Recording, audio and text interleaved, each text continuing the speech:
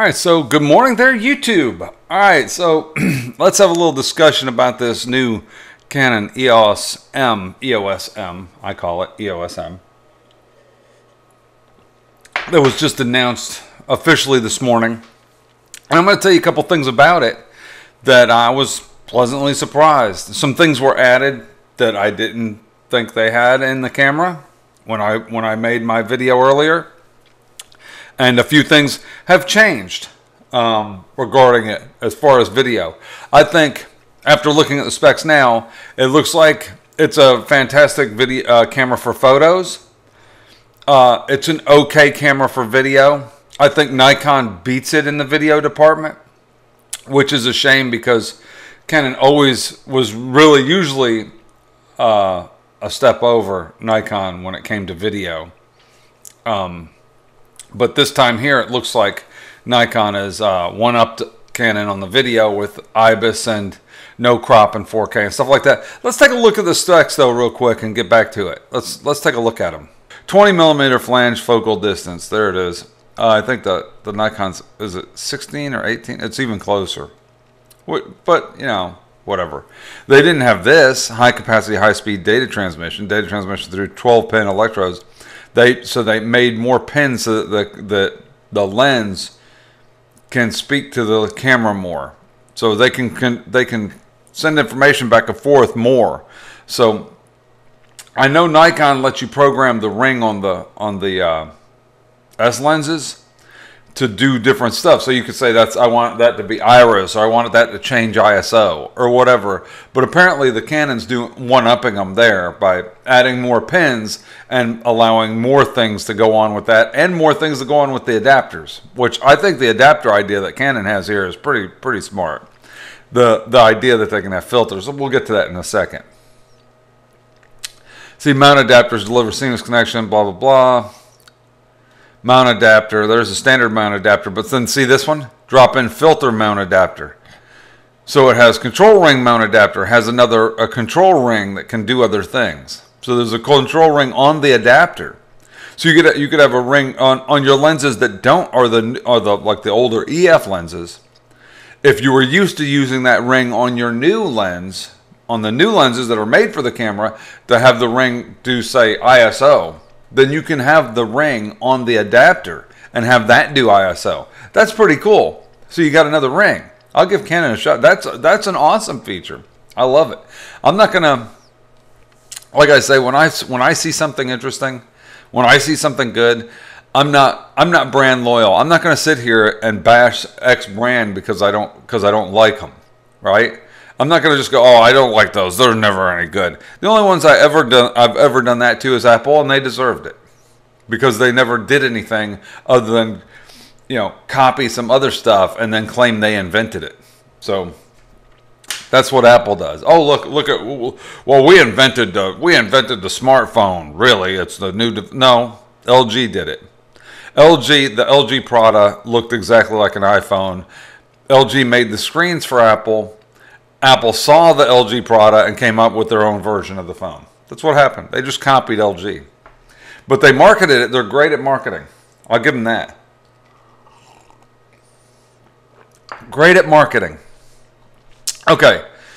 So, you know, actually with all the stuff that this thing does, I'm actually very surprised that this was not like advertised like crazy. Not really. Because Canon doesn't usually do that. They usually do pretty much what they did here. They just drop it. Just go, here you go. Here's the camera. Okay, EOS full frame. We know that. EOS power and incredible image and impressive performance in low light. That's good. That f/28 to 70 f2 lens L. That's a freaking badass lens. It's an f2, but honestly, if you've got an f2.8. You're basically at the same. I mean, it's such a small amount. If this was an f 1.8 or 1.4, if it was a full stop like a 1.8, full stop over the standard 2.8, then it would be super impressive. Like, oh my God, it's a whole stop. But it's f2, so it's 0.8. It's not even a whole.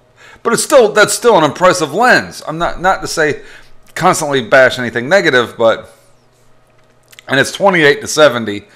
Assuming has something to do with the lens, the new mount, and the distance. So they couldn't go 24 to 70. They had to go 28 to 70, or maybe to make it an f2, they had to go 28 to 70. I'm not sure, but that see the RF50 1.2. That looks really nice. I like the background's really nice and soft. I always loved Canon's colors. I'll give you that. The two best cameras with color science are Canon and Nikon, period. Sony's look blue. They look kind of cold. I'm not a big fan of the Sony color science. You can edit them. You can change the color a little bit and fix it up. But I always found myself having to try and do a lot more color tweaking to kind of warm it, while I can take the shot right out of a Canon or a Nikon and use them almost without editing the color, without grading it at all. It's always looked better to me. The Canon pictures have always looked better than Sony and the other ones. The only one I can compare it to is Nikon. Canon and Nikon have very close color science. One tilts a little bit one way, one tilts a little bit other, but they both have excellent color science, without a doubt. Excellent. Especially when you're comparing them to say Sony. Fuji has good color science too, so I'll give it to Fuji too. They're really nice colors. Effective focal length, full frame cameras, blah blah blah, wide angle performance, rendition across the thing. That's great. Okay, so EOS-R camera. Let's look, because we're most interested in the camera here, right? So let's see. I saw a couple things and I was like, okay, so you didn't have this, but you did add that, so I'll give you credit for that. You know, and I've been talking to other friends of mine that are photographers that are interested in buying this camera for the photography only. So there's a reason why for the photography only in just a minute. And I think it's because they don't want to hurt their. See, you have two things. Nikon does not have a C300 or a C100 or a cinema line of video cameras. Nikon doesn't have that at all. So they don't care if they give you everything. They don't care if they give you HD at 120 frames per second. They're not going to hurt their other camera. They don't care. They'll throw everything at it if they want to. Which is amazing that Sony does it. Sony must not sell as many of their video cameras. Maybe the only ones they go to is broadcast. Their FS7 and FS5 must not be as big as sellers as the Canon C100 and C300. The Canon C100 and C300 must be selling a lot better than what they think, because they're really afraid of hurting it. Honestly, they're really afraid of hurting sales. So you got 30 megapixel full frame CMOS sensor, ISO 40,000. Okay. I'd probably never shoot at 40,000. Although it does, I guess technically it's a usable picture, but it looks a little bit mushy. But you can't tell from the picture on this. Why even post that on the website? You know, just say that you did it. Okay, dual pixel autofocus. This is good. Sophisticated AF system and wide area AF. Maximum of 5,006 manually selected AF points. That's amazing. It really was. See, there was some things going around yesterday, and I just let it go, because there was people saying, "Oh, it's not the actual." It's saying that the actual point. That's how many pixels are on the sensor. Not, it must be a typo. No, for every pixel on the sensor, there's an autofocus point. This thing's probably a focusing beast. I'm not going to lie to you. This thing's probably ridiculous focusing. If they change one game, it's the autofocus game, and they were already the leader in the autofocus game. The only thing that came close was the Sony IAF. And wait for that, because here it is. Canon did it again. They put it in here. Canon put the IAF in here. There it is. Eye detection AF. Right there on the bottom, eye detection AF. For example, with eye detection AF, when the EOS-R detects the human face, it automatically uses the subject eye as the autofocus point and maintains the focus as the subject moves through the image frame. Boom. IAF. And it looks like you probably don't even have to click a separate button like on the Sony that makes it convoluted to get to. The Canon just does it. Nikon, take notice. Do this. Add this IAF in the Nikon Z cameras, and you'll have something that's awesome too. Add it in because Canon's got it. IAF. All right. Touch and drag AF makes it fast to select the focus point without taking your eye from the viewfinder using the touch screen. I love that. Nikon didn't do that. Nikon, do that too. You know, you have the joystick, and I like the joystick, and I could probably just move the focus point with the joystick, it won't matter. But it's nice to reach underneath. Since you already have your hand right there, you got the touch screen right beside it, move the focus point around with the touch screen. When you put your eye up to the viewfinder, the screen should get more sensitive to the right hand side, so you can just drag your screen. It's a software issue. Add it. You can do it in software. Come on. Sharp focus within 0.5 of a second. Touch and drag AF. F8 and F11 compatible in all AF areas. Okay.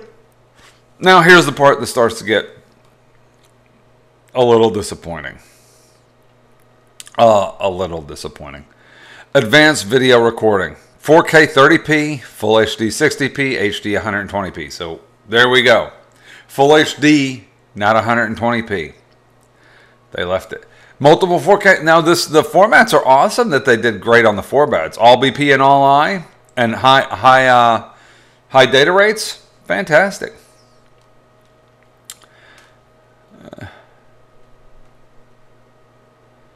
See, full HD at 59 and HD at 100. So at 720p, it's considered HD. So it's basic HD. Excellent details for post-production. They added Canon log. There it is right there. Canon log. They put it in, folks. They threw Canon log in here. They're throwing the whole thing. You know, I almost think that before this came out, they leaked that info to see what people really wanted, and they said, okay, let's give them the Canon log. We need to give them Canon log because they're complaining that they didn't get log file in here. And HDMI output 4K 10-bit 422 video. So Canon and Nikon both dropped the ball. I mean, raised the bar on this one. Sony doesn't do it. Nobody else does it on a full frame mirrorless camera. Has 422 4K 10-bit output. They gave you the two big features that were on the Nikon. Now Canon log, I don't know if it's only when you're outputting. So we gotta see. We'll see, but I don't know. Okay, so this is the new focusing feature. You can see it moving, and it locks in. They've got a new focus peaking with dual pixel focus guide. Basically, it's these two bars that come together as you're focusing, and whatever's in the bar, when it locks in, it locks together and turns green to show you that what's inside the box is in focus. That's pretty cool. That's a new way of doing something like this, right? So for manually focusing, usually you do focus peaking, but a lot of times on focus peaking, if it's not super shallow depth of field, if you're not shooting at f1.4 or something like that, if you're not shooting a super shallow and you're trying to focus, if there's a lot in focus, sometimes the whole scene will like get in focus, and that's saying, okay, all this crap is in focus right now, or close to all of it, and it's hard to tell what is and what isn't in focus. This thing here kind of lets you put a box over the area and then focus and drag it until the two lines come together, and then it's in focus. That's pretty neat.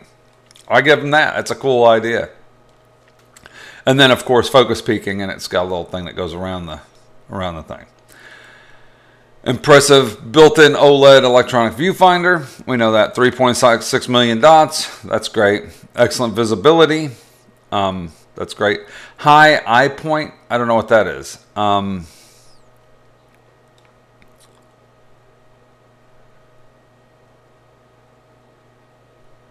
Oh, it sticks out of the camera. Like the Nikon viewfinder, the eyepiece on the Nikon sticks out far. It sticks out like that, so that you can put your face up to it and your nose won't be bumping the back of the screen. That's all it's saying. See, it's telling you 30 millimeter space between your nose and the rear of the viewfinder. Okay, it gives you more room between the. That's good. 3.69 million dots, EVFs. It's smart that it's a flip out screen. I'll give you that. Touch screen. See, and this is a real touchscreen. This is what enables setting changes more than just a tap. So this is something the Sony doesn't have.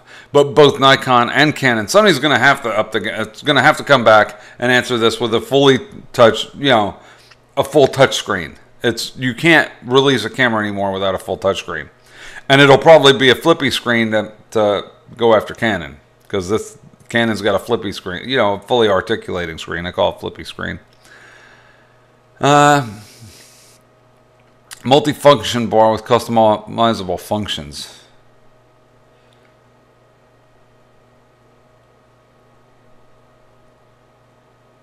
We'll have to see. I'm not a big fan of this bar here. I'd rather it just be an AF on button. Where's the AF on button? See, that's where my AF on button is. That's going to be a little bit of a problem.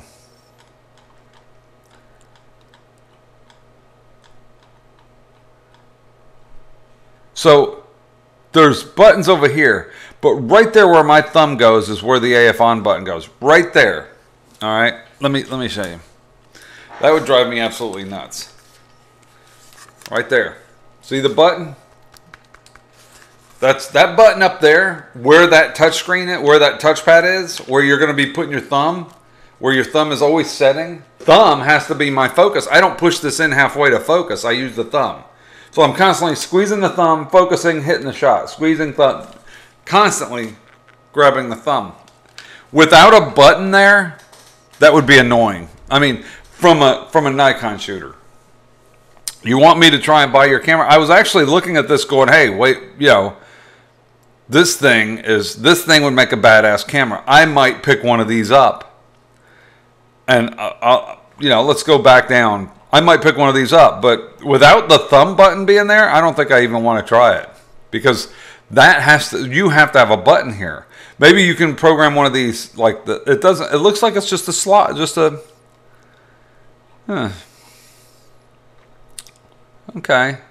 We'll have to check and see. Maybe I'll rent it. I'll rent the camera and try it out. Okay, real-time information. Dot matrix LCD panel. I like this panel. I like how they showed the little things that it does. It's got a wheel.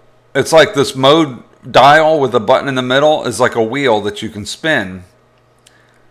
It's a dial, and it flips through the settings over here. Pretty cool. It's actually pretty neat. Let's see if it does it if I refresh the page. Yeah, there it goes. See the wheel? And then you can click the mode in the middle and set it. That is pretty neat. I like that little wheel and I like the controls on that. I like them a lot. That's pretty neat. This is a new mode, flexible priority exposure mode, FV mode. So it's got some kind of flexible FV where you can see it's got everything shown up as auto. Auto, but it's got FV over here in the corner. Full focus, auto. ISO's on auto. AF, one shot. RAW, large. Bluetooth. Wi-Fi is turned off. I don't know. I don't know if it's automatically detecting the scene and saying, okay, this is what it's... We'll have to wait and see about that, because I'm a manual shooter. I shoot everything manually, so to have this thing automatically detecting stuff, I probably would never use it. I'm pretty sure I would never use it. USB power adapter and camera charging via USB, featuring interesting USB-C connector. So it does charge in camera. Makes easy charging without the necessity to remove the battery from the camera. Great. It charges through the charger. That's fantastic. Kudos on that. Silent shutter feature. That's cool. Okay. Mobile RAW workflow network. This is the part that's important, everybody. This is the part that's important, people. You guys out there were bitching about the single card slot. This is what I was trying to explain in my other videos that the Nikon has. Canon looks like they have the same thing. So Canon's Camera Connect app uses the EOS-R camera's built-in Wi-Fi and Bluetooth compatibility to connect to smart compatible Wi-Fi. This allows a number of functions from easy image transfer to remote shooting to add in GPS information of photos and videos and more. Boom. See, that's what the Nikon, they were complaining, somebody else was complaining, oh, it doesn't have built-in GPS. I'm like, it does in the app. So if you want the pictures to have the GPS, you have them automatically transferred to the app, and then the app adds the GPS from its GPS thing. Digital Photo Express makes editing. So it's an editing thing that works on a tablet. That's cool. Okay, I don't see. I'll have to get confirmation on that this thing actually transfers the images as you take them to the tablet, because that's what the Nikon does. I want to see. It doesn't tell me here. I know I stopped. It's got CR3, which is compact RAW, CRAW, CR3 files, saving valuable time and storage space. Smaller than RAW files. So there's small files that are smaller than RAW. Maybe it can transfer those CR3 files over wirelessly to your tablet or phone or smart device. That's what the Nikon does. So the Nikon actually transfers JPEGs, but as a backup source, that's an easy way to back up your images. Like I said, you carry a tablet with you or something like that. You put it in your bag, you put it in your backpack, you put it in your shoulder bag. You're carrying the camera around. You're taking pictures of the wedding. The camera's automatically, as you're taking pictures, sending full res JPEGs of each picture back to your bag. Here's the thing. Somebody else said, well, what if your battery dies faster that way? I was like, okay. So then only the most important shots, only the ones you cannot do without a backup of. Okay. If I have two cameras, which if you're a wedding shooter, you have at least two cameras. I have two cameras. Boom, boom. I'm going back and forth with the cameras, right? Taking pictures of prep stuff outside, prep of the bride, getting her makeup done. I'm doing it with two cameras. I'm always shooting with two cameras. I'm usually shooting a wide shot and some narrow shots, some close shots. Sometimes even I change lenses on the fly, and I'll have two cameras. One might have the 200 on it, and I want to get a shot from back, from across the room and get a close shot. One might have a 24-70 on it, and I want to get a nice wide shot. One might have I might swap that out to a nifty 50, right? Get some nice, makeup shots, some tight makeup shots. But I'm constantly changing, right? So during that time, I don't need to wirelessly back up the pictures because I'm taking pictures on both cameras. Now, if one card failed, okay, the card failed in the camera, but I still have a second camera with like 99% of the same shots on it, just in different angles, different views, right? That would be bad, but I could take the card out. If the card stopped working or the camera locked up and said, can't read the card, can't write from card, whatever, I'd turn the camera off. I take that card out, I put it in my my card case. Pull a new card out, put it back in the camera, start shooting again. So now I've got the card in there. I can take that card out and probably recover if I'm shooting RAW and JPEG, which you do when you transfer it to the phone, I could probably recover at the bare minimum the JPEGs off of those, just of the prep stuff and shots outside or people guest mingling or whatever. Then it comes time for the bride and groom to do their first look, right? So I got the two cameras. They're going to do their first look and see each other for the first time. I pull out my phone. I launch SnapBridge. I say, okay. It sees the phone, start transferring images, take the phone, put it back in my pocket. Now my camera is sending all the pictures that I take to the phone as I take them as full JPEG images. Full res JPEGs back to the phone. So there's my backup. So now I shoot the first look and I haven't wasted tons of space. I haven't had the phone on 24, the whole time. I just turned it on during that. After it's done, after the first look, when I'm just doing regular shots of them, stop it. Turn it off. Or maybe shoot all the bride and groom shots, leave it on and go ahead and get those because I want to upload some to social media. I want to have that ready to go for social media, the bride and groom shots together before the ceremony. I want to get that ready, right? So I get all that stuff, shoot it. Ceremony's about to start, right? After the wedding, ceremony's about to start. I'm taking pictures of guests. I'm doing that kind of thing. I might turn it off again. Got more than one camera. I'm shooting all the same stuff, basically. Shooting wide shots, shooting other shots. I might transfer a couple of the wide shots of the church, stuff like that, before the ceremony. As soon as the ceremony starts, turn it back on. Ceremony started, boom. Launch it, put it in my pocket. Now I'm taking pictures of this ceremony, which only happens once, on 2 cameras, and one of them is taking JPEG and RAW and sending it to my phone. The other one has 2 cards in it. Or, who knows, maybe I have 2 of them, and one is sending to one device and one is sending to another device, right? I got a phone and a tablet. Camera A, Z6, sending pictures to my phone. Z7, sending pictures to my tablet. That one I launched and synced it with that phone. You can do that. You can sync them to separate items. So we'll see. I know I got in a tangent here, but we'll see what this Canon software does, if it does that. Because if it doesn't do that, then Nikon has a big one up on them. Because that's a absolutely humongous feature. And it's one of my favorite features of any camera I've ever used. I'm going to show you, I'm going to make a video this weekend. I'm shooting another wedding. I'm going to show you exactly I'm going to vlog about it. And I'm going to take the camera and show you my idea of backing up to the phone while I'm taking pictures on the D850 and how I back up and how I turn the thing on and off. We're going to do a little prep on how to do that. So I'll make a video about that this weekend. Anyway, so ready for real world operation. Magnesium alloy body, shutter durability. Shutter closes if powered off without lens. Oh, finally somebody does this. Why?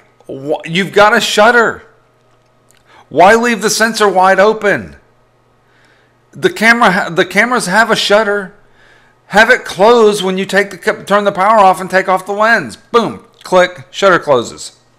Dust and water resistant. So it is dust and water resistant. Okay. So just to let you know, it crops in on the 4K. I don't know how I saw it earlier, but I don't see it here. It's hidden in this little area. Helpful functions include distortion correction, recording, and iMovie Digital IS, digital image stabilization, and Movie Digital IS. Additionally, video can be recorded during a photo shooting by simply pressing the movie shooting button. That's nice. So basically, it has 5-axis. It has digital image stabilization, and it crops in. There's a slight crop when shooting in 4K. So basically, it has the same crop that the 5D Mark IV has. And it's giving you something for the crop, which is digital image stabilization. But it basically makes your wide lens not quite as wide. So, you know, if you're a vlogger and you're wanting to vlog and you've got this camera, you're flipping the screen around, having the image crop in on 4K doesn't seem like a really good thing to have happen. It seems like it's going to be a little too tight. I don't know. Maybe they'll make a super wide lens and that's how it works. What do you guys think about this? I think it's actually a very, very good camera. And honestly, I think it's a very good camera. I'm surprised that it has as many features as it did. It's great they added eye autofocus. It's great they added some of the other stuff. I like everything else. I like everything else about it, but it doesn't have IBIS. It doesn't have IBIS. It's got digital. You know, it's got like the Nikon D500 had. And I said the Nikon D500 was a fantastic camera, and it is. And this is a fantastic camera. I love all the other features. I love the screen. I love a lot of stuff about this camera. I'm just rambling now, but I wish it did have IBIS. All right, so after checking out the specs and everything about the camera, you guys, you know, talk to me. What do you guys think about this camera? Do you think it's a game changer as far as the focusing points, the having the same, you know, a lot of the same features that Nikon has, or do you think they should have, you know, not had the crop like the 5D Mark IV has the crop in 4K? It looks like this one has the same crop.